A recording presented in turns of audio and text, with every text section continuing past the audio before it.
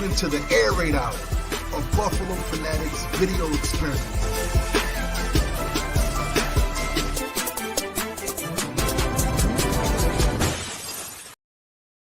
Ladies and gentlemen, welcome into the Air Raid Hour. And already we have a new old member, because I think Jason might have just re-upped. But Jason Humbert became a YouTube member, and guess what I finally got? Bing, bingity, bing. Welcome, Jason, to the Bing Squad. And boy, is the comment section already filling up. We had Pedro in here first. We have Travis in here. Que pasa, amigos? We got Victor Ublaze in here. Feed your boy. We're going to be feeding you a whole bunch of content tonight. AK Cash coming in with the Go Bills. Rockaroo saying Starlo to Lele looking dangerous. And Chris Jenke's pumped for the show. He was already letting us know on Twitter that he is ready to talk some O-line today. And he's going to be bringing the takes. So you guys got to bring the takes to pull up your big boy pants as Chris S. And let's go Bills. So welcome in, ladies and gentlemen, to the Air Raid Hour. My name is Steve Mathis. You can find me on Twitter at Judge Mathis. Joined as always by my co-host Dave Tilton. You can find him on Twitter at Tilt Money. Together, we are the Redacted, aka Bills guys, and we are presented by the Buffalo Fanatics and Symbol. If you head on over to Symbol, promo code Fanatics, you get $10 deposit. Get in now, get in early before the prices on these stocks start to go up. We got John Wolf coming in saying, "Let's go Bills." We got Randy coming in saying, "Judge just broke the bank and got himself a bell." Yeah, that my dollar store, Dollar General bell that I've been had sit in my classroom for 2 years. Finally decided to bring it home because I'm switching jobs this year. That's gonna be a trivia question later on this year too, because I got a job at the high school of a former Buffalo Bills alma mater. So later this year, I'm gonna have like a giveaway. Be like, if you can guess the former Buffalo Bills alma mater that I am now teaching in that school, I'm gonna have a little giveaway for that later on in the offseason. But we got Don coming in saying, "Hey guys," Mr. Diggs coming in saying, "Yo bros, let's go Bills. Let's go." Just join Symbol because you got, look at that. Just join Symbols. Dave, you screenshot that and send it to the Symbols guy asking for more money. Yeah, I know. We need to. No, the Symbol guys are really they're blitzing social media right now. The reports, they're heavy into baseball right now. Obviously, it's the summer season, but we talked about on the last show how the prices for a lot of teams have gone up since the draft, and the prices have gone up in general because there's more people investing in these teams. It's run like an actual stock market. There's actual physical backing for the shares that you buy, so they're able to run it like an actual stock market, kind of like Dogecoin, symbol like that. Bobby saying go Sim Bears. We know Rico's in on the Bears. And I have to ask Pierre if he actually did get in on the Sim Hornets or not, a team in my backyard in Charlotte in the NBA. So, yeah, symbol.app/fanatics. Get your $10 deposit bonus there. Somebody mentioned up earlier in the comments section, Starlo to Lele, and I want to start there today. So the focus of today's show is pretty much going to be offensive line, a little bit of the Titans, and then we're going to hop right in to whatever you guys want to talk about, the Q&A. But first, Starlo to Lele, he's going to be back in Buffalo for mandatory minicamp. Looking good in some of these practice videos we've been seeing that he's been shooting up there in Utah, growing the hair out, growing the beard out. He's looking. Here's the thing, though. He is going to meet the media tomorrow after the mandatory minicamp. So practice starts at 12:30. Josh Allen and Starlo to Lele meet the media after. I kind of want to do it with the shirt off. I'm not going to lie to you. I want to do it shirtless. Full body shirtless. We need to see how much fat is left on that man. Am I right? Well, and also let's not dance around the ulterior motive you have of trying to get as many pics as possible. Yeah. Because by the looks of it, they're going to be pretty tight from what I can tell. I don't know that you're going to see a lot of man boob action going on there with Mr. Lodolele. So he's looking in shape. And the question becomes, is that a good thing or not a good thing? I mean, I think it's a good thing overall. So we've talked a lot about the last couple of weeks how, weight for linemen, it fluctuates a lot, especially guys like after they leave the league. We've seen guys like Joe Thomas and things like that after the fact. The weight comes off quickly, right? So it's a task, right, for them to maintain that weight. So I'm not worried that he's going to get up to whatever weight he needs to be by the season. but he's looking good and he's looking fluid. Mhm. So who Yeah. says that hot take first? Star leads the Bills in sacks and Star, the And new 3-tech, huh?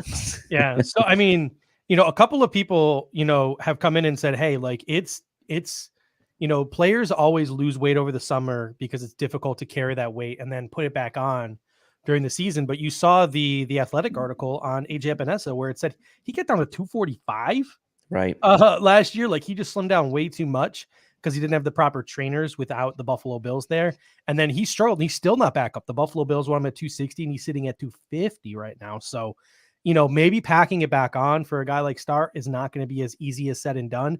But just because he might not be like the big guy that he is anymore, doesn't mean that he can't be effective, because sometimes it's not just about how much your weight doesn't always dictate your strength. And your weight doesn't always dictate your technique. Like the guy still knows how to eat up blocks. Just because he might not be as rounded obtuse as he used to be, doesn't mean that he still can't get the job done, because in his heart, in his soul, the man is a one tech. I don't think you're going to see him lead the Buffalo Bills in sacks, because I don't know if he knows how. I don't know if he has got that kind of pass rush savvy to get the quarterback. But maybe with his new physique, that interception he had against the Cowboys, maybe if he does that again, maybe he can return it all the way for a touchdown now. With that, I mean, his feet looked quick. I'm not gonna lie. Like, I know it's just a quick video, but his feet look quick. I'm happy about that. Chris says this just in. I'm not an NFL player. I don't slim up during the summer. In fact, I think most of us go the other way. Maybe Apple summer, what do they call it? Yeah, that should be our new thing. Maybe. Stephen Campione in the house, by the way. It's been a while, Stephen. So nice to see you in the comment section there. But who knows? Like maybe this is all a part of this Buffalo Bills new, the way they want to structure this defensive line. Brandon Beane has said before, the goal is to get to Patrick Mahomes. That is what they have decided. They have decided it's going to be Dane Jackson versus Levi Wallace at CB2. Even though Jordan Poyer and Micah Hyde are getting up there and Dean Marlowe is gone, they've only really simply replaced him with a 6th-round pick in DeMar Hamlin. So unless you're expecting people to step up like Cam Lewis, the secondary is pretty much held where they're at.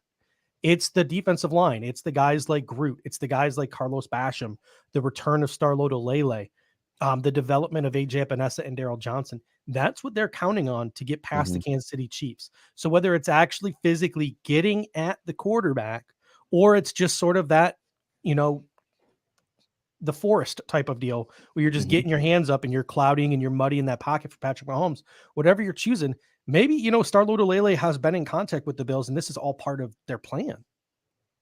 Yeah. I mean, look, at the end of the day, he didn't play last year. So if whatever version we get of him, like whether it's the slightly slimmer one who's a little bit quicker, like his hands and arms are important, as Mr. Diggs says, balance. I think either way, we're going to be improved with him back, right? Like whatever version we get of him, I'm going to be happy and welcoming it to have him back. And I know we spent a lot of the offseason talking about trying to get that pure one tech, and he's still going to be that guy, right? I don't think we should expect that that's going to change, but look, if he's down a few pounds, but he's a little bit more, if he's a little bit quicker, maybe he's got a little bit more strength in those hands, a little bit better balance, like that could be a net positive for this defensive line. So you're right. Like what is the game plan going to be for the Bills this year? We talked about it last show. Like, is it going to be, are we going to have more? I think the question you asked us was, are we going to have more success in a more traditional pass rush, or are we going to have more success blitzing? And I think we both said, sending an extra guy. But if their plan is to not really necessarily have to get to the quarterback and bring him down, but just to get the hands up and like be the forest, like you said, then maybe this is going to be fine for what Star is going to bring to the table. But look, it's a long way to go. We've still got 2 months, a little less than 2 months, I guess, since until the first preseason game. So there's a little ways to go. So we'll see. Yeah, we got Mr. Diggs coming in saying balance and quickness in the hands and arms is important. Dawn coming in saying, I'm thinking it is that they want them faster and lighter. And we also had, some disagreement here. Jason Taylor said, oh no, it wasn't Jason Taylor. Yeah, it was Jason Taylor. He said, I think it was a mistake not trying to be more aggressive at upgrading the secondary, but there's still time. So, but he's not alone in that thought. Yeah. He's not alone. And then Randy Hardman comes in saying the game.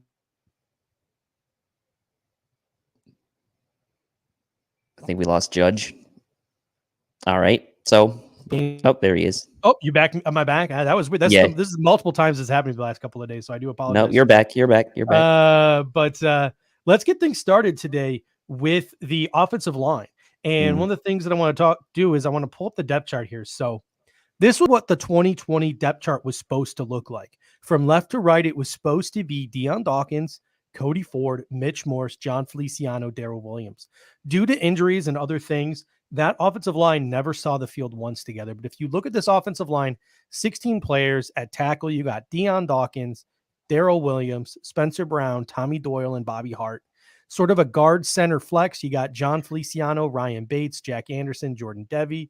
Guard tackle, you have Cody Ford, Cyrus Tuatelli, the UDFA from Fresno State.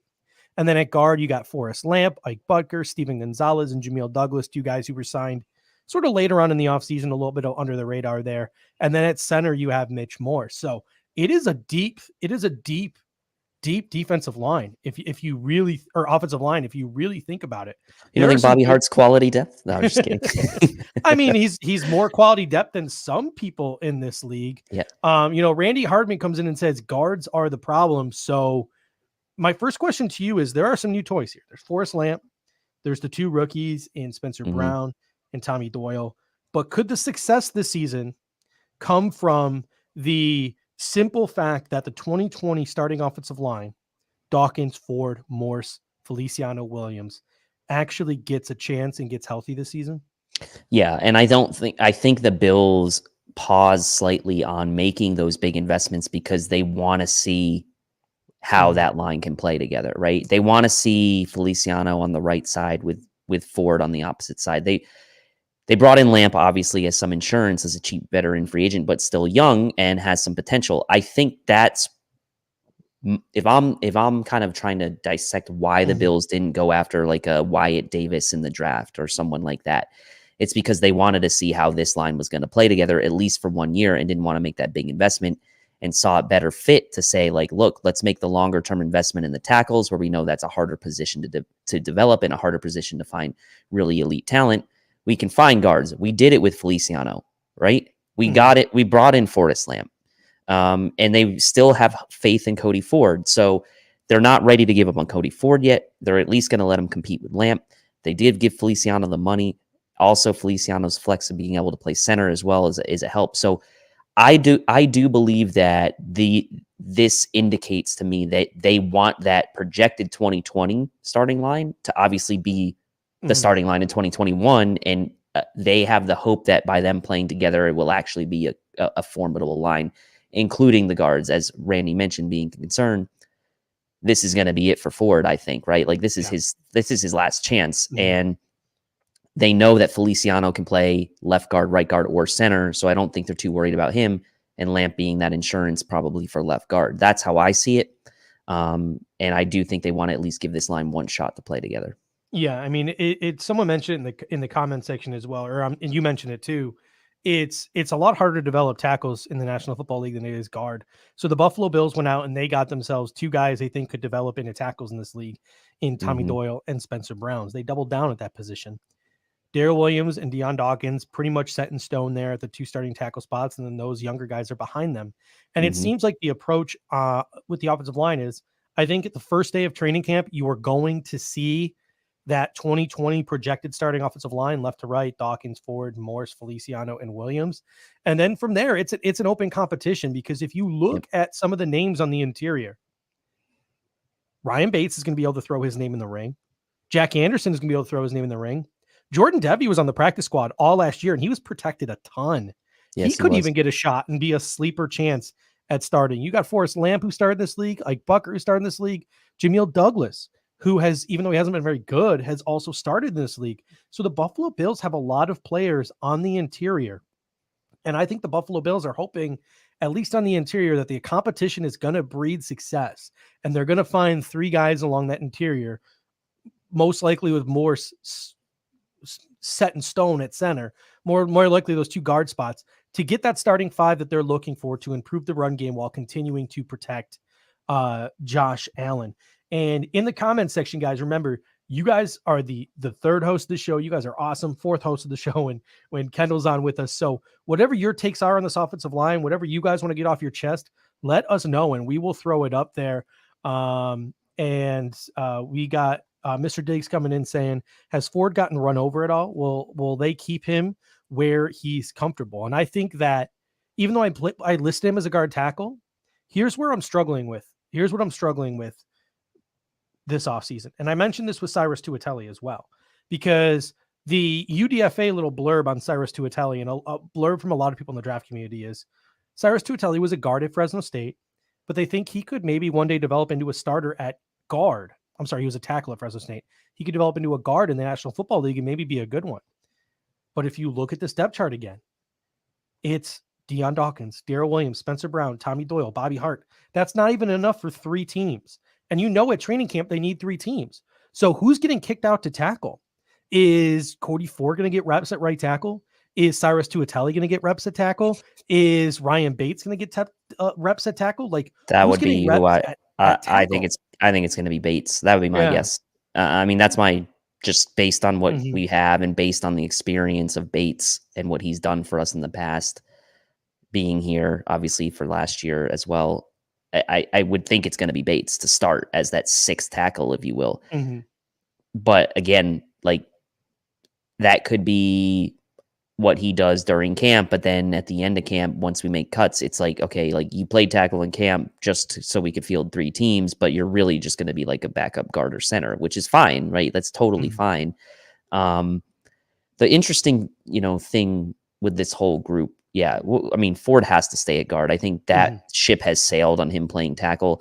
And to be honest with you, I think that I'd probably lock in Feliciano as the starting right guard right now if it was me. I think left guard is really the only position, at least as I sit here right now, that's probably got a legit competition between Fortis Lamp and Cody Ford. Ford will have every opportunity to win that job unless he absolutely implodes. He's probably going to be the starter on day 1. I think Joe asked in the comment section, do the Bills stick with wide zone or they go back to pin and pull? It would be wise for them to go back to pin and pull. Clearly, there were a combination of issues with the run game last year, and it was a combination of scheme, performance of the interior, and not just performance, but obviously the mixing and matching of different people in there throughout the year. And also there's some fault for the running backs we've seen on certain plays that was well documented by some of the guys over at Cover One. So it's a mix of everything. And the root of it all, the one constant you want to have is you want to try to bring those same guys back that you wanted to start last year. And that's kind of where we're getting at here. So I would almost, like I said, I would almost go ahead and lock in Feliciano as the right guard right now too. So that, I mean, that would be super interesting if Feliciano maybe got a shot at left guard. But then I'm trying to think like who would get the shot at right guard, because Bucker is pretty much left guard only. Lamp has played mostly left guard in LA. That's what I'm saying. Like, it's got that flex. What's it going to be? Yeah, it almost seems like Feliciano's going to be stuck there at right guard, or at least placed at right guard. Another question I have for you, and as well as the people in the comment section, is it seems like, unless you're Pierre and a couple of other people, that the betting favorite, the odds-on favorite is that you're going to see Deion Dawkins and Darrell Williams as the left tackle and the right tackle to start the season, barring injury. That appears to be set in stone. We've had the luxury the last couple of years, and it's gone a little bit under the radar, of having a guy like Ty Nsekhe. When Cody Ford was hurt, when Cody Ford was struggling, we always had Ty Nsekhe to fall back on. There were a couple of games last year where like Deion Dawkins had to leave for a series or two, and Ty Nsekhe could fill in at left tackle. He filled in at right tackle a little bit when Darrell Williams was banged up in the middle of a game. He had that he was a true swing tackle. He had that flexibility. He had that versatility. Now you have 2 rookies, both giants. Now, Spencer Brown athletically could probably play left tackle or right tackle, even though you're definitely grooming him to be a right tackle. Tommy Doyle seems like he's probably going to be right tackle only. Are you concerned that the depth at tackle are rookies, big rookies, and then Bobby Hart? No, not really. I mean, yes, it was nice to have Nsekhe as a veteran who proved that he fought for every rep he got in the NFL, right? He fought for every play that he played. He earned, we know his story and how he wasn't, like I said, he found a role. He started for Washington, performed well there, parlayed that into a contract that now set him up, but he earned it. Like, it was a great story. I'm not concerned that the rookies are depth because of, one, the athletic profiles of both of them, I think will fit well. Two, the types of guys, the type of people they appear to be. We know the story. We saw the Bills embedded video with Spencer Brown, and we was, got the invite to the Senior Bowl and how like stoked he was and all that. And Tommy Doyle, we know the connections there with the Miami, Ohio, with the coaching staff. So I am not really concerned that it's rookies because honestly, my initial thought was, oh, well, Spencer Brown will be the swing tackle backup, but it almost kind of would be better, I think, at least in year one, if it was like, okay, Spencer Brown, you're the backup right tackle, or backup left tackle, and Tommy Doyle, you're the backup right tackle. Like, leave them at one spot. Yeah, either or, right? I think you said it'll probably be Brown at right tackle for the long term. Yeah, and maybe, but you have options, right? You don't have just one guy like a Ty Nsekhe use your swing tackle now as a backup. You now have options, and we talked about how protecting Josh Allen, even if it's not someone in your starting lineup, you have to make an investment, and that's what the Bills did by not going for the interior of the line. They went for tackles. If something were to happen to Darrell Williams or Deion Dawkins, you now have two options. So I think it was a good move where they were drafted. I'm not worried about them being depth. I think those guys are going to come in and prove their worth in camp, both of them. And I'm confident that if they need to come in for spot duty, that it's going to be fine. Got Chris Shanky coming in saying, I have a hot take regarding the O-line. Well, Chris, share it with us, man. Let us know what you got to say, and we will definitely go over it. Joe coming in, our main man, Joe Miller, saying, if you draft a rookie tackle in the third round, he better be able to back up and play if an emergency happens, right?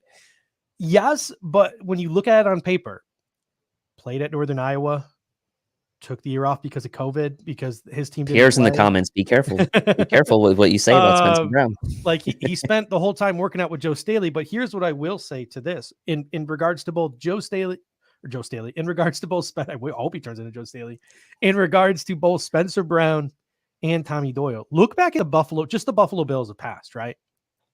Jason Peters was a tight end at Arkansas. Came in, in his second year, brand new to the position after like one off season transitioning, played.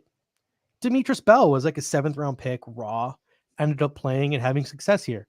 Go all the way back to like Terrence Pennington, who came in, played at right tackle. You see examples all around the National Football League of guys who everyone says it's like, wow, that's going to be really bad if they have to play early. And then they play early and they're fine. So I trust the Bills coaching staff. I trust the way Spencer Brown and Tommy Doyle are wired. They have the physical ability that if they end up on the football field, I think that they're athletic enough, have the willpower enough, and this coaching staff is qualified enough that they can learn as they go and they can sort of figure it out and they can patchwork it, and they wouldn't be like embarrassing. Would it be as good as Deion Dawkins and Darrell Williams? No, hell no. Obviously, those guys are veterans, but I think that Spencer Brown is going to be ready sooner than people think. Devil's advocate here. Do we have confidence in the coaching staff to do the right thing? Because we Buddy saw Johnson them. seems like a nice guy. Schematically, there were issues last year, and do we have confidence that they're going to be able to fix that?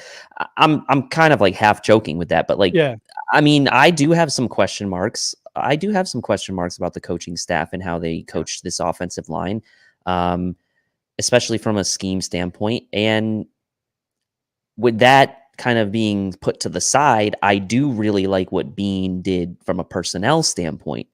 So it's going to be a matter of, can the coaching staff then take that personnel and do what needs to be done with it? Because if that 5 comes out, that one, and for all those people who said, oh, they never got a chance to play together, and they come out and they suck, right? And the scheme, they don't change the scheme, then all of a sudden it's a problem with coaching and personnel, and that's not where you want to be. So, we got Randy coming in here with a super hot take, or with a really good comment, and then we're going to get to Chris's hot take.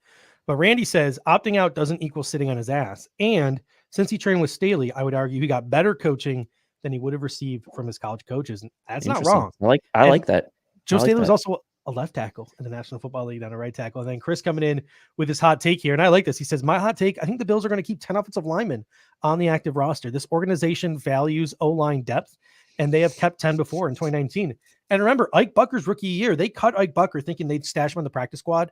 Kansas City scooped him up for a year, and then the Buffalo Bills brought Ike Bucker back and kept him on the active roster longer than any of us ever thought Ike Bucker really deserved a chance. And then it panned out last year. Who was that tackle from a couple of years ago? I'm blanking on his name. Plays for the Jets now. We kept him on the line.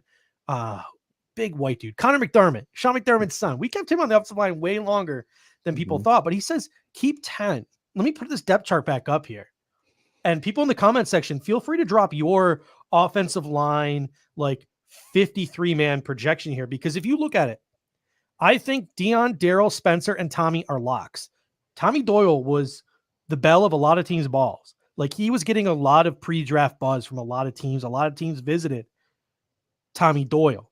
Like, he's a roster lock, in my opinion, unless he goes out in the preseason and lets up like 10 sacks and embarrasses himself. And there's just a whole bunch of tape of him embarrassing himself. Tommy Doyle's safe. There's 4. Mitch Morse is probably safe. 5. Feliciano safe. 6. Ryan Bates, 7. Jack Anderson, Forrest Lamp, Ike Bucker. There's 10. There's 10. And we haven't even talked about Bobby Hart or Jordan Devey. So I don't think the bell of Tim T's balls. Yeah, sorry, that probably wasn't the best word choice on my part. Yeah. He tickled them down under, is all I'm going to say. Tommy Doyle tickled a lot of teams down under. They must have been Manscaped, I guess. I mean, there's 11 names highlighted. I didn't even get to Cody Ford. There's 11 names highlighted here as guys who are projected starters, quality depth, or developmental. And then people were in the comment section arguing Jordan Devey should be considered quality depth. Jameel Douglas has started before the National Football League. So that's a great point. Who do you cut? And then if you don't cut anyone, even if you do go with 9, because I think 9, I think it's going to be 9. Like, I don't think it's going to be 8. I think it'll be 9 minimum. 10, I wouldn't disagree with either. Jack Anderson probably go to practice squad in that case would be my guess. We traded Russell Bodine for a pick. We traded I'm blanking on Marshall Newhouse. Marshall Newhouse 4 picks. Offensive linemen are sought after in this league. And the Buffalo Bills they might not have the best offensive line in the league, but they sure as hell have probably one of the top 5 deepest offensive lines in the league. Like, there are names there. Names. A lot of guys who have played football in this league. A lot of developmental guys with upside. Like, there are a lot of names on the offensive line. So great point, Chris. Like, who do you cut? I mentioned this on a previous show. When it comes down to our 53-man roster cut down show, when it comes down time to the time we actually cut down the 53-man roster, you might see me actively weeping on this show, because we're going to cut people that are going to make me sad. This brings up another issue, and Joe mentioned it. Like, if you keep 10 offensive linemen, where we were already struggling trying to figure out which 9 defensive linemen you're going to keep. We're already struggling figuring out if we're going to, only keep 6 receivers or 7. And if you keep 7, where are you taking away from? Like where are you taking away from on the rest of the team if you keep 10 offensive linemen? Are you then only keeping maybe 3 tight ends and 2 quarterbacks? Are you maybe only then keeping 3 running backs? Like are you definitely only going to probably keep 6 receivers in that scenario? Like where is it going to come from? Right. So we have to remember, it's all well and good to say we're going to keep 10 here, or we're going to keep an extra guy, but you still have to take it away from somewhere else. Would you be shocked if we traded cut Bates? I wouldn't be shocked, but I would be surprised. I mean, I think a guy like Anderson is more likely to go to the practice squad than we would to cut a guy like Bates. Like, I don't see a scenario where Anderson outright beats Bates for an active roster spot, and then Bates is just cut. Like, that would be interesting, but I don't see it happening. I think that, Chris is right. They very well could keep 10, but I would say keep 9, get 1 or 2 of those guys on the practice squad, where then you can keep another guy at another position somewhere else. Yeah. and talking about Bates, I would be shocked. I mentioned this on the previous show. Number 1, Jack Anderson, this team photograph was snapping footballs. The Bills according to Cover One, the Bills were in contact with Jack Anderson at the Senior Bowl and said how they liked the fact that he was 3-position flex on the interior, left guard, right guard, center. Mentioned center, even though he's never played it. between Ryan Bates, and then Cover One also posted like a coaching clinic video of Bobby Johnson showing Ryan Bates at center. So all of these things make me think, because they're pretty quiet there at One Bills Drive. They don't let a lot of stuff out. But if I'm a betting man, if I'm a guessing man, I think that obviously they could go out in the draft and draft someone. Obviously they can go out in free agency and sign someone. But I do think that Ryan Bates or Jack Anderson, one of those two, is going to elevate themselves, and the Buffalo Bills are going to try to develop them to be the future at center for this football team. I think one of them is going to be the 2022 starting center. Now, I think that's why I'd be shocked if Ryan Bates got cut, with the one exception being Jack Anderson just flat out plays him. Like, Jack Anderson comes in, flat out plays him.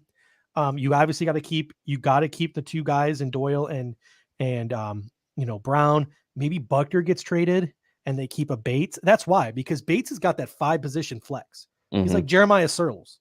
Yep. Mike Butker, to me, seems like he's left guard only. Like, he's played center before, he's played right guard, but he's not the strongest dude. So he fits in more as like a left guard to me. So a guy like Ryan Bates is just so valuable. I would see the Bills getting rid of Butker before they got rid of Bates. And I also think Butker might have higher trade value based on the way he played last season. Yeah, I mean, to answer what Chris was saying, he gave me 3, but like, my point wasn't necessarily like that. Like, you are then having the discussion. We've had other discussions around like, well, we'd love to keep 7 receivers. Well, then you're probably only going to keep 6. We'd love to keep, maybe 10 defensive linemen. Well, you're probably only going to keep 9, right? Like, you can take away from running back, maybe take away from QB. The Bills kept 3 last year, even though Fromm was kind of kept separate from the team. They still had 3. They had Allen, Barkley, and Fromm, and they had Fromm separated. So will they go down to 2 now with the COVID protocols, or the COVID situation being not quite what it was last year, and say like, look, we don't have to keep an extra guy to keep him away from the team. We only need to keep 2 QBs. If we only keep 3 running backs, are you going to just ditch the special teams back, or are you going to really only have 2 legit running backs and then it's a teams guy like Tywan Jones? Like, if that's the case, then are you going to cut Matt Breida just so you can keep Tywan? Like what are you going to, like, it's tough. I think tight end makes sense. Skimp on the tight end room, like Randy says. That's where we've said multiple times we wouldn't mind seeing him kind of go down by 1, going down to 3. And yeah, I'd go with 2 quarterbacks. I think if it was me, I would just go with 2 with Allen and Mitch, and then just keep Webb on the practice squad or something like that. Going back to skimping on the tight end room, we only ever had 2 tight ends active on game day for most of the season last year. Right. Spencer Brown and Tommy Doyle are more athletic than Lee Smith, who was the 3rd tight end last year. So if, with the practice squad rules being what they are, and like I said, with Tommy Sweeney, the comment that was made by like Bruce Nolan and Buffalo Rumblings right after Tommy Sweeney was drafted, like, Tommy Sweeney's making this roster. You cut Tommy Sweeney, he's not getting to the practice squad because he's a guy who's going to be a tight end 2, tight end 3 in the National Football League for the next decade. But it's been 2 years since this dude has really played football. There's not a lot of tape on him. He's sort of an afterthought. So a guy like Tommy Sweeney, you can put on the practice squad. If you ever need Tommy Sweeney, you can just call him up. Or you got Nate Becker behind him, or Quentin Morris, or Reggie Gilliam. So there's a ton of guys. I mean, he's only played in 6 games in his career. Yeah. So it's not like he's got a ton of experience. So there are a ton of guys that you can stash on the practice squad, keep that extra offensive lineman.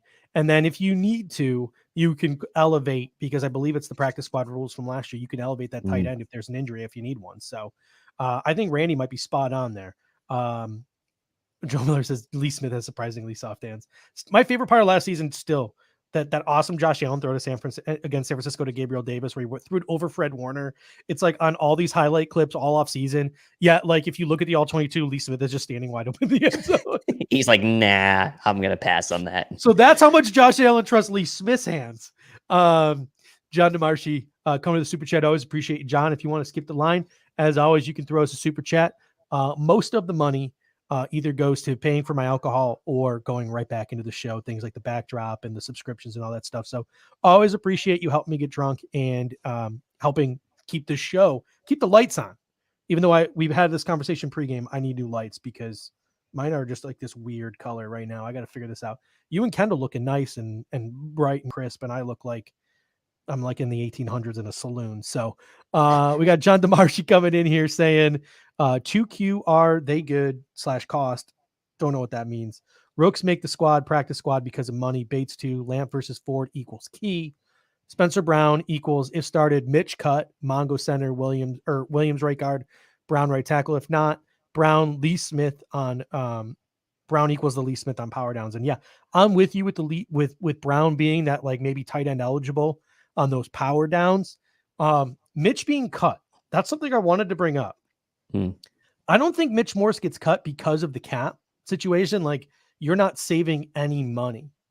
But could you see a situation like last year where Mitch Morse gets a midseason benching at some point? So the Bills maybe go out and they start the projected 2020 line with Ford at left guard and Feliciano at right guard and Morse at center, and it doesn't work. Could you see Morse becoming the scapegoat again by midseason to try to fix the running game, and Forrest Lamp and Cody Ford getting a shot at guard with a guy like Feliciano at center, or put big ass Tommy Doyle or something at guard and try out Feliciano at center? Do you see a situation at all where Mitch Morse could get scapegoated and be a midseason benching? I don't think he gets cut. Maybe you disagree, but could you see a situation where he gets benched? No, I don't. I honestly, I don't. And I just say that because what is the benefit, right? Are you going to scapegoat Mitch Morse because you're trying to prop up a guy like Cody Ford if he's like, I don't see that. I mean, the only reason you would really do that is if, like, you were trying to, yeah, exactly. Stop. I have to agree with Joe here. Like, it's not going to happen. I think. What day is today? What day is today? Today is June 14th. All right. This is the things we talk about on June 14th. Pierre's saying I'm high on Morse. I'm not necessarily high on Morse, but like, tell me, like, there's not a better center on this team. Like, you're not going to convince me that John Feliciano is a better center than Mitch Morse. Like, he's not. If John Feliciano was a better center than Mitch Morse, he'd be starting at center for another team and getting paid more than he's getting paid now. Okay. He's not. He's a good option to have as a backup center. I don't necessarily think John Feliciano played that great last year either. So, you know, for all this talk about scapegoating Mitch Morse and him not playing that great, we have to remember, like, he had a revolving door around him as well last year. So the whole interior, right, it was just a revolving door, people in and out. Mitch Morse was out, came back in, Ford was at, like, so no, I'm not sitting here telling you that Mitch Morse is a top 5 center in the league, but I'm telling you he's the best center we have. Mm-hmm. Yeah, I mean, and he's a good pass blocker. Like, at the end of the day, like, he's a really good pass blocker. And the Buffalo Bills brought him in. And that's another point I want to get to. Like, the Buffalo Bills brought him in for a reason. That's because Josh Allen was our quarterback. Like, as hard of a time as I like to give the Buffalo Bills for how awful they built this team around Josh Allen in year one, with Russell Bodine and Ryan Groy and, you know, Kelvin Benjamin and Andre Holmes and stuff, like, they realized how bad they screwed up, and they went out and they fixed it with Cole Beasley, John Brown, Mitch Morse. Like, they went out and got a veteran center for their young quarterback, one of the, you know, more cerebral centers in the entirety of the National Football League. So, you know, at what point do you pull the plug on having, at what point does Josh Allen no longer need that crutch? Mm-hmm. You've seen him with John Feliciano before, obviously, because Mitch Morse has suffered those concussions. But to me, I still think we get one. I think this is Mitch Morse's last year. Like, I think you're probably going to see a situation, as I mentioned, where Ryan Bates or Jack Anderson is the starting center next year. But I think that Mitch Morse survives the season. Yeah, I mean, there are people in the Feliciano camp, right? But again, like, tell me that that's a better offensive line with, like, what, Feliciano at center, Ford at guard, left guard, and what, like, Butker or Lamp at right? Like, I just don't see it. I'm sorry, I don't. Maybe Jack Anderson is a guy that they develop as a backup center. Like you said, they, you know, talk to him about playing all 3 positions. To answer the question of people having in the comment section, Jake Fromm was on the active roster last year. It was the team decision to keep him away as the emergency QB in case something happened. So, but he was on the 53-man roster. I would like to see Jack Anderson. Yeah, that's perfect. John said, let's be honest. Anyone who drafts is better than Winters. That is true. That is absolutely true. Cyrus so we can all agree on that. We can all agree on that. But look, I get why people are frustrated with the Morse situation, because the way we paid him was to be a guy that was a top center in the league. And that would obviously be, you have to be good in run blocking. You have to be good in pass blocking. We knew when we signed him, remember that year, we were talking about signing either Mitch Morse or Paradis, right? Was the other guy that was a free agent that year. And we were like, oh, Paradis maybe is like the more like well-rounded guy for run blocking and pass blocking. But when we signed Morse, we were like, okay, that was a clear sign that this team was going to go to more of a passing offense because of his style. And that's exactly what his strength is. And guess what? The Bills passed the ball almost 700 times last year, attempts wise, or it was around 700, might have been even more than 700. I think it was. So that fit what they wanted to do. Did they need to run the ball better? Yes. But I think that if Morse gets good guard play around him, you will see the Bills run the ball better. Like, that's not what you should be expecting from Mitch Morse. Yeah, true. Like he does need some bigger bodies around him. So maybe a healthy Feliciano and a healthy Ford, which takes us all the way back to where we started with the projected 2020 starting offensive line. If it was exactly how they wanted it all season and it was a perfect world and people stayed healthy, maybe we're not having this conversation right now. Richard Rush comes in with a great comment saying it's always been rumored that Morse got benched, but we honestly don't know if they just gave him an extra week because of his head injury history. And I remember having this conversation that week, whether it was on the BF tailgate or whether it was on our show here. I remember having this conversation and people were like, a concussion is a concussion. Either you have one or you don't. Either you're over it or you don't. So, but this could be a situation where technically he cleared protocol, but maybe Mitch Morse went to the team and said, like, listen, guys, I know I cleared protocol, but I'm still just not feeling we don't myself. know. We don't know what happens behind those closed doors. So you're 100% right, Richard. Like this could just be us blowing something way out of proportion. Bills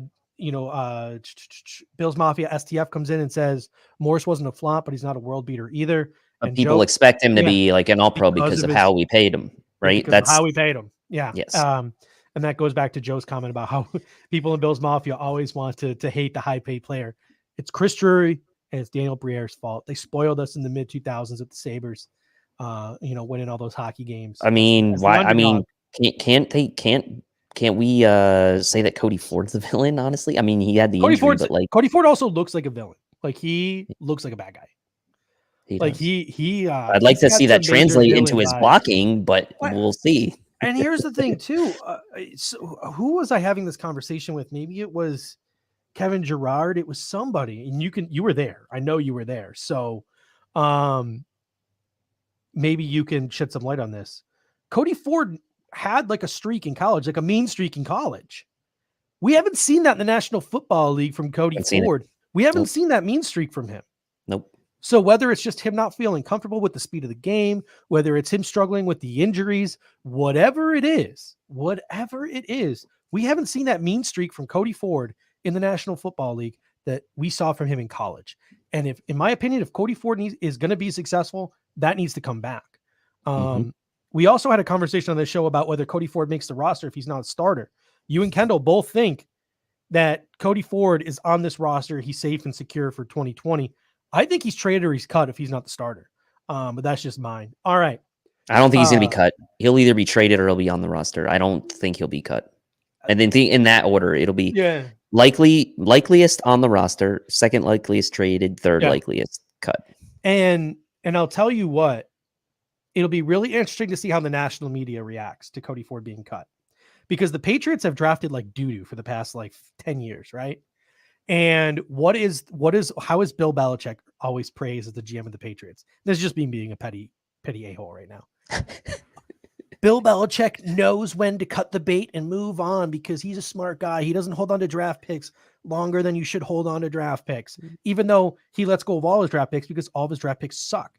So it'll be really interesting to see how Brandon Beane, who has drafted pretty well over his couple of years in Buffalo with some pretty decent players, I'd say.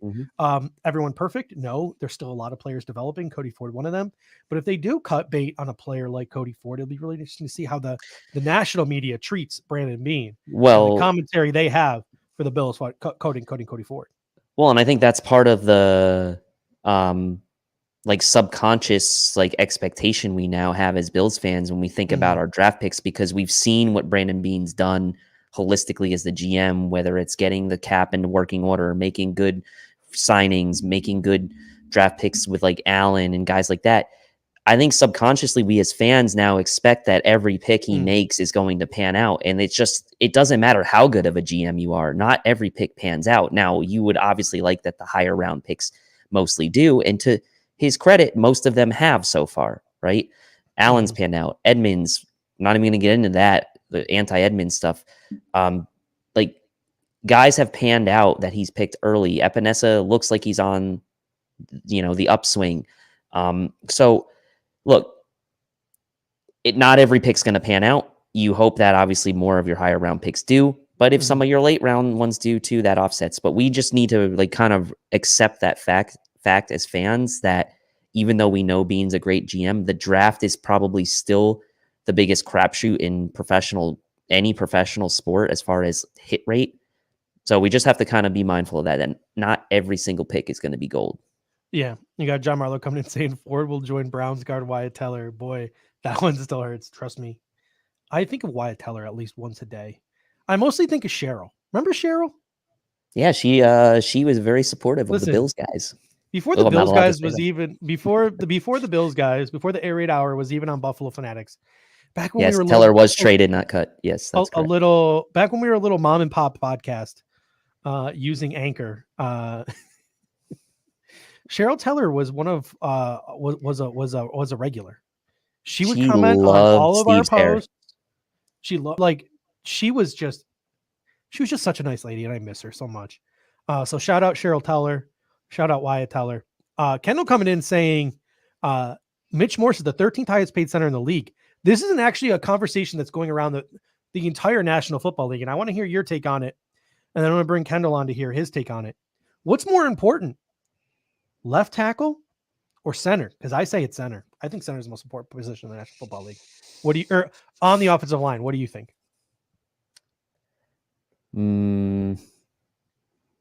For the Bills, I think left tackle. For most teams, probably center.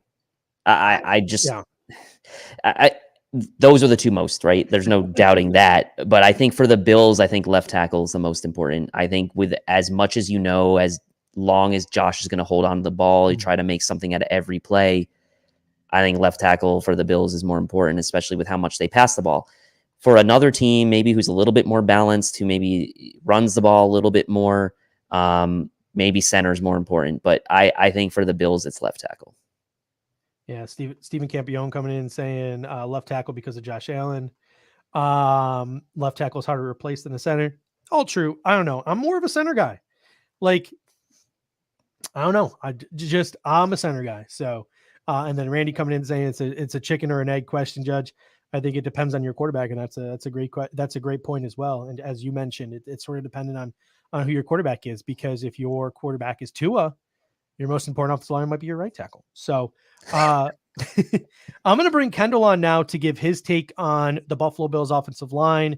You guys can finish up your conversation on the offensive line, and you can start getting into the Tennessee Titans and the fan Q&A a little bit, or the commenter Q&A a little bit, because we're honestly probably more fans of you guys than you are of us. So fan would be a wrong word, because you guys really do carry and drive this show. So I'm going to bring Kendall on. I got to dip out because unfortunately for me, I was driving home today and my car engine just died. So I have to go figure out the future of my automobile. So I'm going to dip out early. Me and the wife are going to... The dedication is impressive, though, that you still did this. We're going to break down the financials.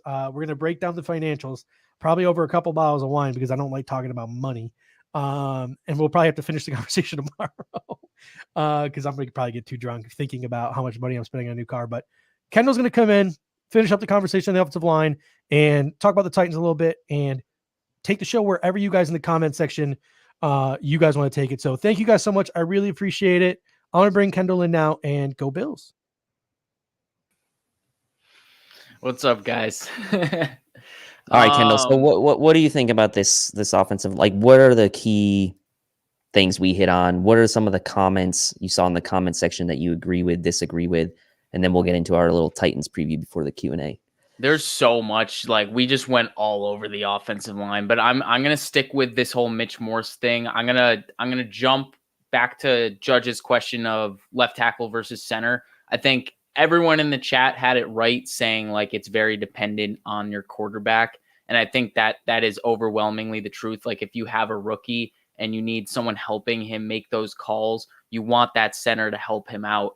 But if you have someone who's, they're all right between the ears and they know how to make do with what they got, they know how to make their pre-snap calls and everything for their teammates, then they don't need to rely so much on that center. And then of course, left tackle is most important because get around the edge, and it's a very quick way to the quarterback, and it's also the blind side, obviously.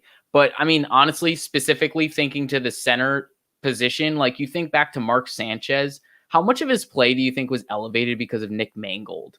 Like Mark Sanchez wasn't a world beater by any means, but he was sufficient, and he was, he did enough. He did enough to keep that offense afloat, but the Jets were really reliant on that defense while Mark Sanchez was still a thing.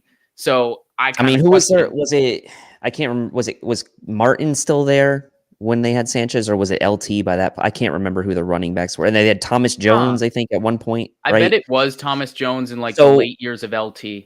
Yeah. So I think that for that team and the way they pounded the ball with Thomas Jones and LT, and they were really a running and defense team, like you mentioned, especially under Rex, they were. Mm-hmm. Then for that team, yeah, Mangold was probably more important. And Mangold was he was a generational type center. Like he was a Pro Bowl center for a decade, right? I don't know the exact number of Pro Bowls he had, but I can almost bet off the top of my head that he had more than 5 Pro Bowls to his name, right? So for that team, yeah. And that's the point, right? The point is that depending on the team, right, that's really what matters as far as and then secondly, I'm so glad Chris brought up DeBrickashaw Ferguson at left tackle, best name of all time in the NFL. Probably. Oh yeah, and they had a great left tackle too, so they had both. They had both. Okay. No, but going back to the Mitch Morse stuff, I think you guys hit it on the head very nicely by saying like it's all relative to what he's being paid.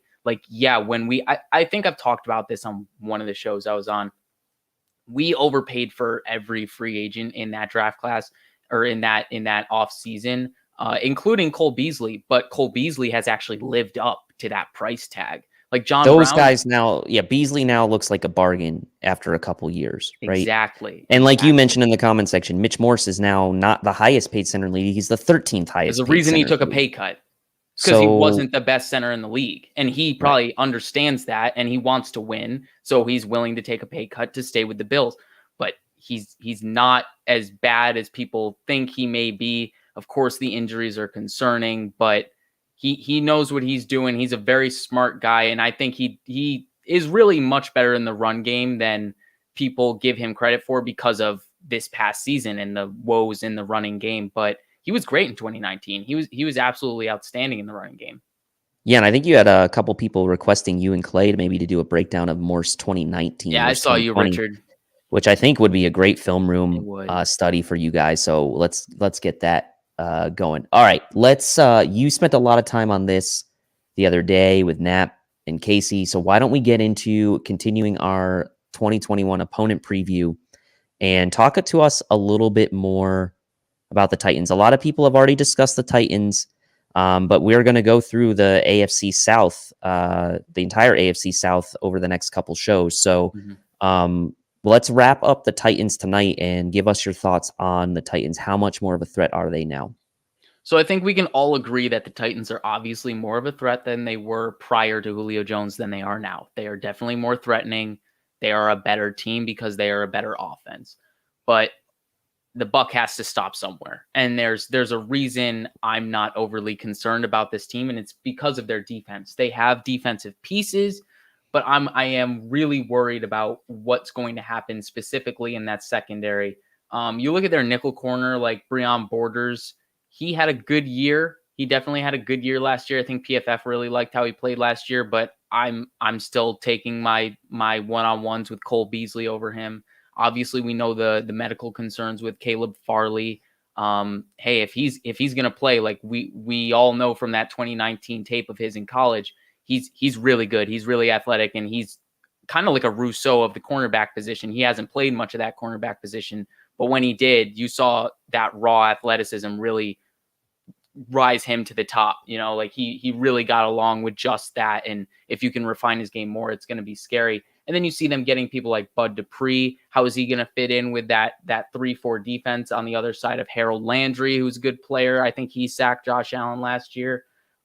Jeffrey Simmons. Like, they have some good individual players, Kevin Byard, but I am worried about the whole picture for them on defense, because they struggled last year despite having a lot of these names and even some better names. Like, personally, Caleb Farley could be way better than what Malcolm Butler was last year, but Malcolm Butler was actually pretty good for them last year, and their secondary still struggled. So I'm mainly not worried about this team because of their secondary and how air raid centric and how passing centric the Buffalo Bills are. So when you look at it from that perspective, I'm not too scared. It's the other side of the ball. It's just how this defend this Tennessee Titans team. And I broke it down well on Nap Knows Buffalo, which is now on YouTube. So you can check that out now on the Buffalo Fanatics YouTube channel. But really, I was just saying, like, last year, we shut down Derrick Henry considerably. He had 2 touchdowns, but I'm pretty sure both of them were like goal to go touchdowns. You're like, I don't know. He only had like 50 yards or so, right? 59 for 19 carries. So it wasn't like a crazy efficient game for him. And I don't think anyone's really trying to say that Derrick Henry should be stopped on goal to go carries. I think we can all admit that that's a tall expectation to meet. But it really comes down to how we're going to defend both sides of the field when it comes to AJ Brown and Julio Jones. And Casey Reed actually brought up, he was saying, hey, are we going to bring down a safety and bracket them? And I mean, that could be an option. We could bring someone down to double team Julio Jones, but then that leaves AJ Brown wide open on the other side. And we know how the Bills like to keep Trey White on one side. They don't really like to have him shadow a specific wide receiver. So I don't think we're going to see that so much in the Tennessee game. And furthermore, I think we can, if you haven't already noticed this trend, Tre'Davious White does struggle with the bigger bodied wide receivers. So I don't think that's like a matchup. The Bills defense and Leslie Frazier, Sean McDermott are like, oh yeah, no, we can just stick Trey White on there and no problem about Julio Jones. Like, no, Julio Jones is still going to be a problem. So it's going to be a team effort, and it's going to be about how they scheme up that zone defense to keep contain on both those guys. Yeah. I mean, and Pierre asks, who did they lose? I mean, they lost a ton of guys, right? I mean, Adam Humphries was a guy that Steve and I really liked as the Bills to sign that year that we signed Cole Beasley as that Cole Beasley role. They lost him. He was released. He never lived up to that contract. Again, I never really understood the fit there because of the way they ran their offense, but they lost Kenny Vaccaro, Adoree Jackson, Malcolm Butler was released. Obviously, Corey Davis went to the Jets, Jonnu Smith to the Pats, Jadeveon Clowney's no longer there, Daquan Jones went to the Panthers, Desmond King went to the Texans. So they've lost a lot of guys on that defense. They also lost, obviously, Jamil Douglas went to us. Khalif Raymond was a return man that they lost. So they lost a lot of guys on that defense, which Clowney was not too. I see that. Patrick Vera. Which was not good, really that good to begin with. They did sign Bud Dupree, so I will give them that. And they did draft Caleb Farley. But we don't know what Caleb Farley's going to do for year one. And Dupree's probably their prize free agent signing on defense. Right. Other than that, the drafted guys they got are probably not immediate contributors. Elijah Molden, I don't know that he's going to unseat Borders as a slot guy, maybe play safety. But again, I don't know. Rashad Weaver was a guy we liked in the pre-draft process, but is he going to come in and play right away? Like, I don't really know. I didn't really understand that from a scheme fit perspective anyway. When they drafted Weaver, to me, he screams more of a 4-3 end. I don't know what they're going to do with him. I guess they're going to play him as a 3-4 end. And Brady Breeze, the safety from Oregon, he's going to be buried on the depth chart to start out. So I don't really know. I think on defense, they are severely lacking. And on offense, they did get a little better. Obviously, Julio's a big upgrade on Corey Davis, but you did lose Adam Humphries and Jonnu Smith. So you're very top heavy on offense with Julio, AJ Brown, and Derrick Henry. And I'm not trying to scoff at that because that is a very good trio. But on defense, you're not much. So yes, the Titans did beat the Bills last year, but it's a new year. And I would say on offense, they may be marginally better. obviously Julio outweighing maybe the losses of Jonnu and Corey Davis. Like Julio still may be better than having both of those two guys combined. But on defense, I just don't see how the Titans got better. I think they got significantly worse. So that will be the question mark for them all season. They were already a very bad pass D last year. We'll see how they fare this year. So I want to address this from Joe. He says, how do you beat the Titans, make them one-dimensional, and take Henry out of the game? This is actually something I mentioned on Nap Knows Buffalo. I think the Bills did too much in the game last year to take Derrick Henry out of the game. They did so well against Derrick Henry that they allowed the Titans wide receivers to eat in the secondary of the Bills defense. And if you pay too much attention, you overcompensate, you overcorrect to the running game, you stack that box, you make the game so much easier for a Ryan Tannehill. You make the game so much easier for him.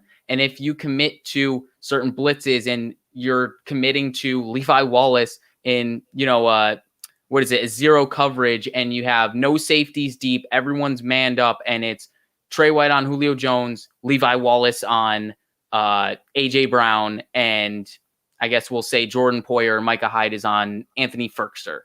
I'd like to think they did sign Josh Reynolds, which is an upgrade over Adam Humphries as well. So that is an upgrade. That is certainly an upgrade. Josh Reynolds is certainly a sleeper. I think the question with Josh Reynolds is going to be how much was he schemed open in that Sean McVay offense versus how annoyed his talent. How annoyed are you right now if you're Josh Reynolds, right? You left LA because you were kind of like the forgotten man in that offense. You had Woods there, you have Kupp. You maybe had a chance now with Gerald Everett departing, but now, you go to Tennessee and they bring in Julio. So it's like maybe the saving grace for Reynolds is no Jonnu there and no Adam Humphries, and he may be able to still be a little bit more involved. So, and I think that Tannehill, is a good quarterback. I think he gets a little too much hate. I think he's a very good quarterback. Is he a top 5 quarterback? No. Like, was he having a really good start of the season last year? Yes, he's been very good since he's been in Tennessee. Very efficient, and he's got really good weapons around him. And look, as much crap as Tannehill gets for being whatever people want to call him, efficient game manager, whatever, like, he has a pretty good deep ball. I mean, he's got enough arm talent to where he can win games for that team, but he really hasn't been asked to. He did get asked to in the playoff game last year against the Ravens, and it didn't work out well, but I still think Tannehill's a good quarterback. Puka All says 4th in MVP voting. Yeah, he had a really good season last year. Good year. We need to remember that he's a really good quarterback. All right, so we're right at 9:05. Any last thoughts on the Titans before we open it up to Q&A, and we'll get the Q&A going? No, I mean, I think we can all acknowledge that they certainly got better on offense, and it's really going to come down to how the Bills attack that. I actually do want to include their offensive line is a little suspect. Taylor Lewan, Roger Saffold, I believe they just got this year. Ben Jones is a good center. Nate Davis is young, and then I think we liked Kendall Lamb a decent bit this offseason. We were thinking of him as someone that could replace Darrell Williams should we not re-sign him. Yep. But I think and they drafted Radunes too, which is nice. They did draft Radunes. Yeah. That would be interesting to see how that plays out. But I think that right side of their offensive line is something we made investments into our defensive line. This is where I'd like to see that kind of make an impact. Yeah, that right side is still shaky. It will be interesting to see how, I don't think Kendall Lamb was a really good swing tackle for Cleveland. Mm-hmm. I'm sure he went to Tennessee thinking he was going to be starting, and he very well could, but Radune's there could push him. Right. And interesting, they signed Jeff Swaim, who I thought was always like a decent backup tight end for Dallas, but he hasn't really ever broken out. So, all right. All right, so let's get to the Q&A now. Let's fire it up, and let's start with this.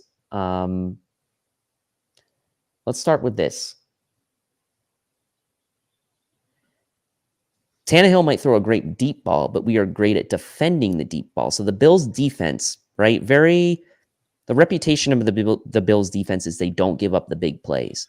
So with teams like the Chiefs we saw last year, like, we opened up the running game for them by the way we designed our defense in that game.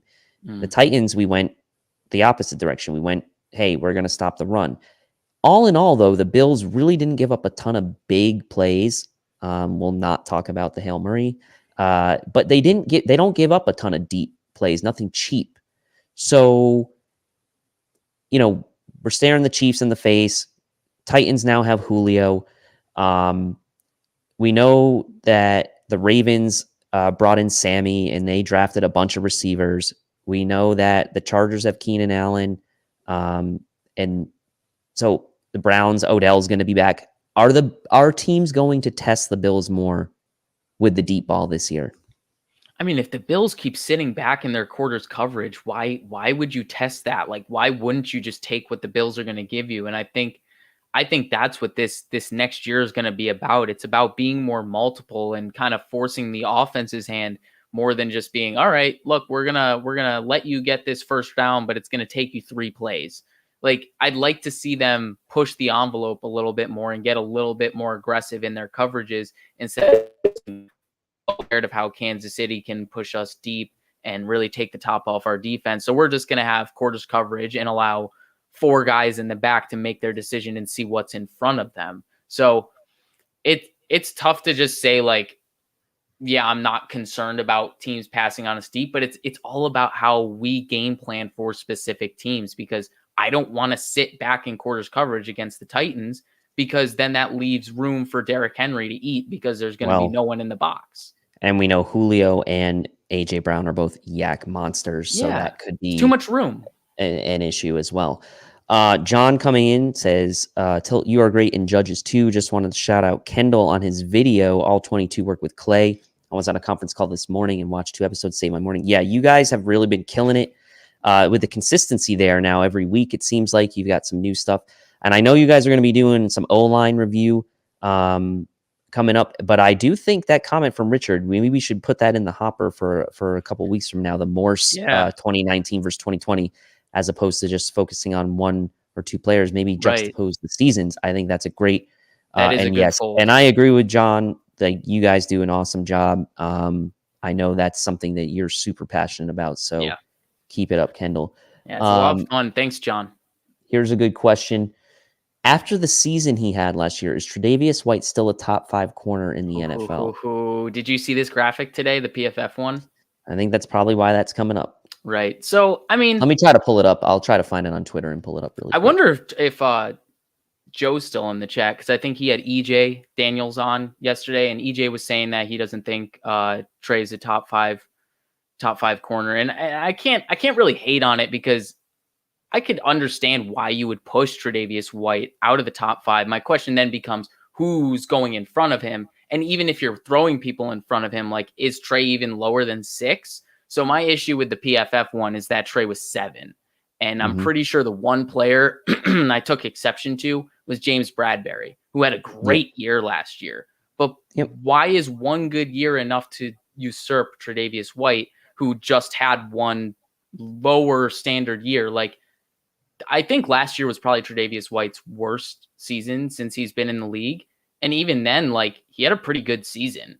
So I think he's borderline top 5. I understand why you would push people like a younger Jair Alexander, Jalen Ramsey, who obviously has all that production and prestige to his name, Marlon Humphrey, who's been very productive. I'm blanking on a few others, but there's reason to push him out of the top 5.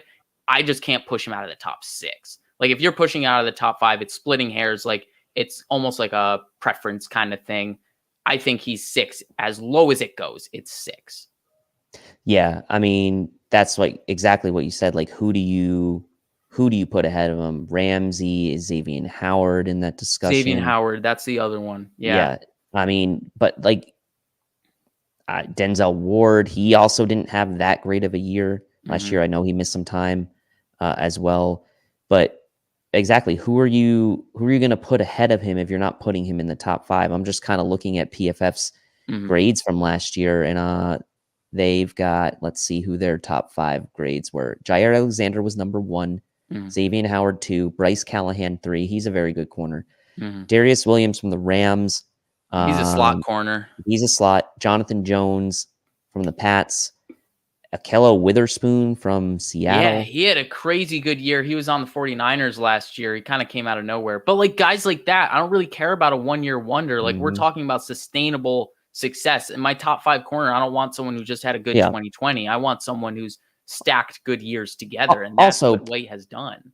And put these ratings with a grain of salt. They have Josh Norman ranked as the 17th highest defensive grade for corners last year. And I don't think anyone's going to think that Josh Norman had a great year by any stretch of the imagination. In any case, I think Trey White is still, firmly in that top 5 discussion. Gilmore, even after a down year for him, obviously. Or did he opt out? What was his? No, Gilmore had that injury. That's right, injury. That's right. Okay, Marshawn Lattimore is someone other people are mentioning. Yeah. Callahan's also a slot corner. Yeah, so it's hard for me if you're talking about boundary corners to not put Trey White in the top 5, right? Exactly. And I probably put him in. To me, it's probably just off the top of my head. Probably my top 4 boundary corners in no particular order are Gilmore, White, Ramsey, and Howard. Like those, you put them in any order you want, and I think that those probably are your top 4.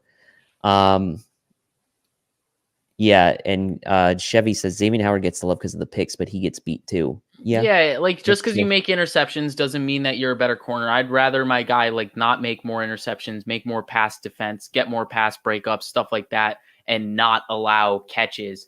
I mean, I'd have to go back and actually look at Xavier Howard's year to see how many catches he allowed and stuff like that. But he had a lot of interceptions. And there's reason to, obviously, there's more than just getting the interception. Like, you have to have good coverage to actually get that interception. But, yeah, I don't know why. This is a good comment from Randy, and this will parlay into a question, I guess. He says, I think we're too obsessed with rankings. And we know on social media, it's all about driving engagement. It's all about eliciting a reaction from people. It's about something you can consume quickly and move on. And that's what these rankings are. Are we, I guess the bigger question is, are we too protective or sensitive when we see Bills players or teams or votes in yearly awards and the Bills not getting what we believe is the right respect? Or do you feel like the Bills now, since McDermott and Bean have been there for years and the team is better, do you feel like the respect level that the Bills have been getting more recently is in line with what we should be happy? Like, I guess the question is, are we too obsessed with rankings, and are we too obsessed with these quote slights that we feel against the Bills? Yeah, we're 100% too obsessed with it. Like you said, it's easily consumed content. Like, it's easy to put out, it's easy to consume. Like, we're just too obsessed with it. I think the reasoning for it is really psychological. It's because we were in the drought years, we weren't great, and then of course now that we're great, we're like really defending our guys, and we want to get that acknowledgement that we think we deserve. Bottom line is, like, 2020 is the year that bought us the reason to get talked about. Like 2019, as good as it was, there was all that narrative about like, oh, you guys are just squeaking wins away. Like, you're not even beating good teams, things like that. 2020 was the prove it year where it's like, okay, now we can start getting more and more respect. But just because Trey White, I think Randy just put it in the chat. Are you still on Chris's? Are you still over Chris's stuff? Because I was just going to put Randy's up here. Go ahead. We'll get back to Chris's. So Randy says there's only a handful of quarterbacks that even try to throw at Trey White. He's top tier. That's all that matters. That's the point. It's like, yeah, Trey White might not be top 5. We should take our homework goggles off and understand that there are good cornerbacks in this league. But if he's in that top tier and he can be talked about in that top 5 discussion, that's all that matters. The fact that this dude is even getting respect at all, like Bills players weren't getting for 15 to 20 years, that's what counts. We got to take what we can get. And once we really climb over that mountaintop and really start to prove to people that we are the best team in the AFC, best team in the NFL, then it's like we should really start having problems with like these PFF rankings, like really slighting our guys. But I think we're getting pretty close to the respect that we deserve on different areas of this team. There are people nationally that do pay attention to the Bills, the Kyle Brandts of the world. We know there are those that don't, the Stephen A's of the world who thought we signed Sammy Watkins. So we're just going to have to get used to the fact that this is new territory for the Bills. There wasn't a really good reason in the past for national people to pay attention to us. Right. Fact of the matter is, it's a small market and we weren't good. So why would they? Right. Now people are starting to catch on. And obviously there are those who want to kind of be first to market, if you will, like the Kyle Brandts of the world. Yeah. And that's great. So we'll just kind of take it as it comes. It'll come. So Chris says, how important do you guys think the management of the practice squad will be this year? Practice squad rules will be the same as they were last year, and I think of it as an extension of the roster. I agree, especially with the protections. And I also think it's something that Steve mentioned a little bit ago. The NFL would be smart to make this permanent, and I don't know if this has become permanent or it's just for 2021. Chris probably knows. It will also help player development. You will have the ability to develop more of the bottom tier of your roster by having the practice squad set up this way, especially with the protected guys, right? You're not going to have to worry about, oh, I'm going to have to elevate this guy to my active roster just to keep him on my squad. No, I think it's more beneficial for the players as well. Like the guys that have a chance don't necessarily have a great chance of making an active team, but can develop on a practice squad now that there's more players on the practice squad, and that that certain guys can be protected. So teams feel like they have a real investment in these players on the practice squad. Whereas in years past, it kind of almost felt like, look, these guys are just here to help us with scout team. They're never really going to probably make it to the team unless something drastic happens injury wise. We don't have time to develop these guys because I think it was only 7 guys at one point. Yeah, it was several years ago. So I think I love the rule. I think it's great for player development. I think it's great for the players. I think it's great for the teams and the organizations. I think it's good for the NFL. We've seen leagues like the AAF or whatever in XFL try to kind of be like a feeder system or like almost like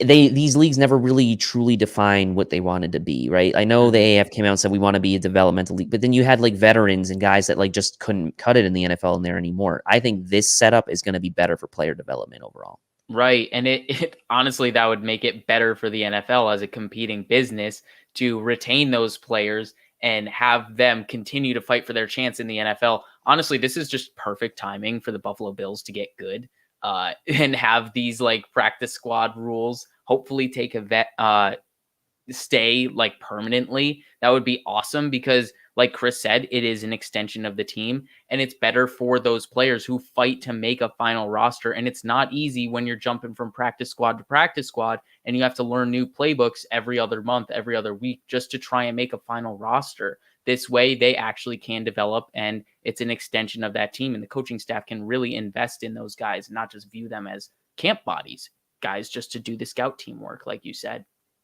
This is a fun question. Is Stephon Diggs the first wide receiver taken in fantasy? I assume just traditional redraft leagues.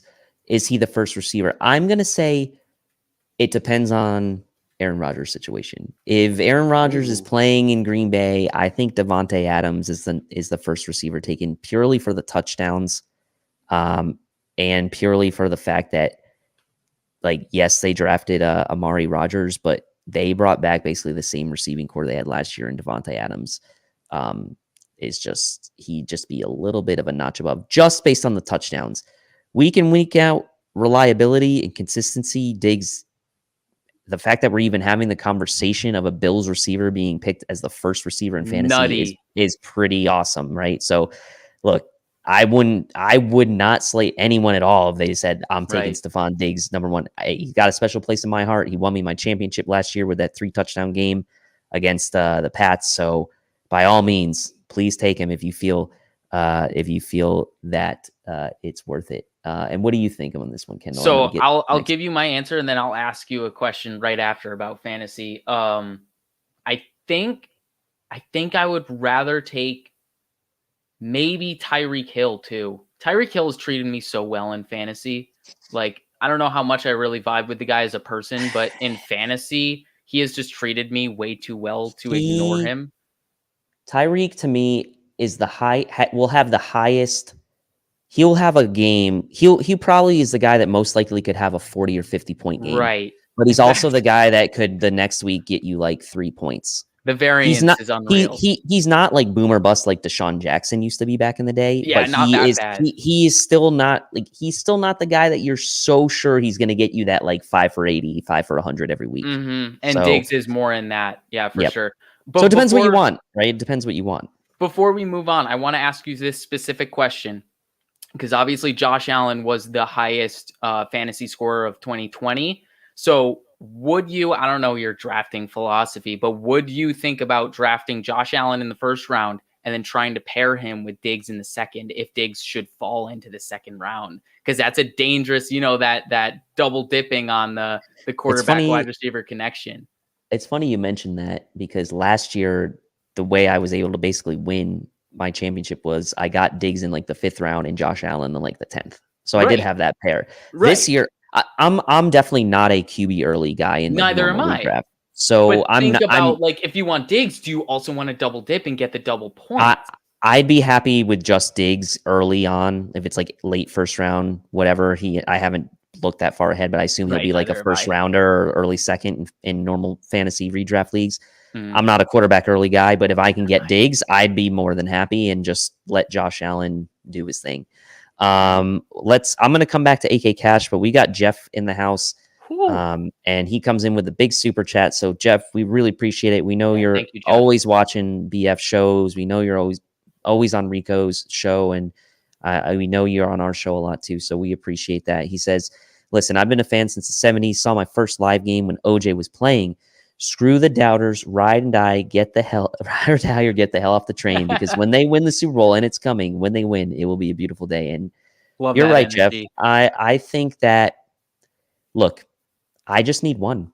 I honestly don't care if Josh Allen in this version of the Bills, even if they are only able to hoist that Lombardi one time, I can die a happy man. I honestly, like, I just need one. I need one. I think because I'm so young, I don't want to fall victim to that. And like, I really don't want to just fall victim to the idea of we need to sell out and just win one. Please win one. Like, no, we don't need to sell out, but we can stop having to hear from like the Jets fans saying, hey, we won Super Bowl III and you guys have never won. Like, no, get out of here, man. I don't know why I'm so willing to be patient and just like complacent with the team we have, just to extend the window, even if it means like our chance for each year in that window is a little bit more dampened. I don't know why, but that's just like how I'm viewing it.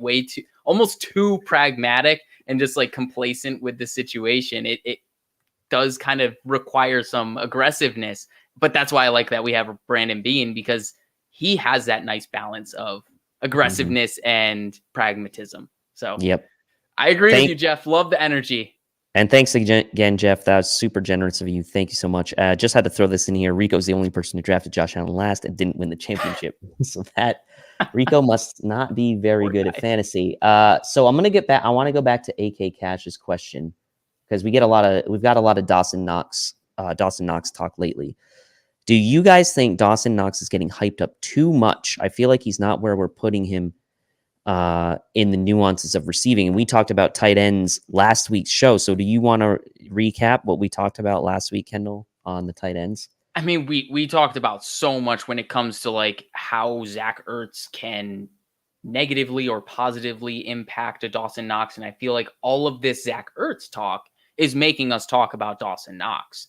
And really what it comes down to is, are you patient enough to wait for Dawson Knox's potential to come through? Wait for Dawson Knox to reach that upside that everyone's talking about, that athletic upside. And I think it's coming, but we do need to be patient. It's typically that third year for most players, not even just tight ends. Like, it's typically that third year where dudes start to kick it into gear. Like, I don't know if anyone watched his most recent press conference, but the dude, you can tell he's really starting to get into the mental side of things. And he's starting to, like, if this dude can put the mental with his athleticism and combine them, he's going to be scary. It's just like, he doesn't have that mental side where it's like a Zach Ertz and he knows to, he said this in his press conference, slow his route down, slow it down a little bit enough, because if he runs it too fast, Josh isn't even looking at him and he's out of the open window. So Yes, I think some people are overhyping Knox for right now because of the potential and the fact that he could reach that upside where he's like the next George Kittle, but we don't know he's going to be that. So we can't hype him up like that. But Yeah. I do think there's a very solid chance if we give him every chance to continue growing, develop with Josh Allen, create that rapport that, we saw him create with Diggs so quickly. He has every chance to be that tight end we want him to be, and we wouldn't even need a Zach Ertz. It's just a very complicated situation when it comes to development. Yeah, and I mean, look, Pierre is saying it right. He needs to get out of his own head. I mean, the Right. fact of the matter is, what do we know? Tight end is a historically slow position to develop in the NFL. Even high draft picks like Hawkinson and Fant didn't really hit their stride until year 2, and those guys were first rounders who had a ton of experience playing in college. Knox did not, right? I mean, he's an inexperienced player at that position to begin with. We were drafting him again, kind of like he was almost like the first. I mean, other than, yes, you could say Josh Allen, but he was kind of really the first guy that being drafted that was like, I'm going to draft this guy based on physical traits and potential. Yeah. Josh Allen was that guy. Don't get me wrong, but I'm saying, like, we see this now with Bean a couple times. Right. Josh Allen, Dawson Knox, Gregory Rousseau, Spencer Brown. We're seeing this kind of trend now with what Bean does. And I think once Knox gets that mental aspect down, he could be a force. I mean, we talked about it a lot last show. He had 44 targets last year, only caught 20 something balls, like 28 or 26 balls. So his catch rate was not very good. If he can convert on 2/3 or even higher of those targets and get, with the same amount of targets, catch more passes, he's going to be right there. And the mental aspect, like Pierre said, when you're only going to get a couple passes thrown your way a game, there's a mental aspect of that says, I have to make the most of these. And there can be mental lapses. But we did see, like he said, when he gets the ball in his hands, he's a monster. He's remember the angry run from that famous play from his rookie year against the Bengals. And that's not the only one. He's had more. The great catch against New England in the primetime game where it was ruled a touchdown initially, then called. He's had some amazing catches. And I think that's why it's a struggle for Bills fans when they see Knox, because they know he's got it in him. It's just the consistency you want to see. Absolutely. So, and like Mr. Diggs said, after his tight end U experience, his timing was off. Getting too open too early is not good. So, look, and Chris says being drafted at LR in the same draft based on physical traits as well. Yeah, I mean, Hawkinson was picked right before the Bills. Ed Oliver fell into their lap. Ed Oliver, leading up to that draft the year prior, before that season, was actually on Scout Inc. ESPN was the number 1 prospect for them of any player in the draft. So yeah, he was up there, and we saw something similar with Rousseau being a very high prospect, and then he didn't play, dropped into to 30. So, all right. So I think that's going to pretty much do it. We're just at an hour and a half. We want to thank everybody for tuning in tonight. Thank you for all the regulars. Thank you for the new folks. Thanks for Jason becoming a new member. Thank you, Jeff, again for the super chat, and thank you everyone for super chatting. And again, thank everyone for who commented. It was a really good comment section tonight. Nothing short to talk about. So we know your sad judge isn't here to sign off the show, but we're going to do our best to sign up for them. So want to thank everyone again. And Kendall, until next time, man, go Bills. Go Bills.